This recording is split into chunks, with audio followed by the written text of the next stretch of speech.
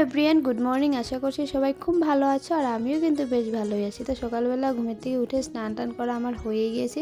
তারপর এখন চলে আসলাম কিচেনে ব্রেকফাস্ট বানানোর জন্য। তো আজ ব্রেকফাস্টে বানাবো হলো চাউমিন। তো প্রথমে তো আমি সবজিগুলো কেটে নিয়েছি, যা যা দেবো।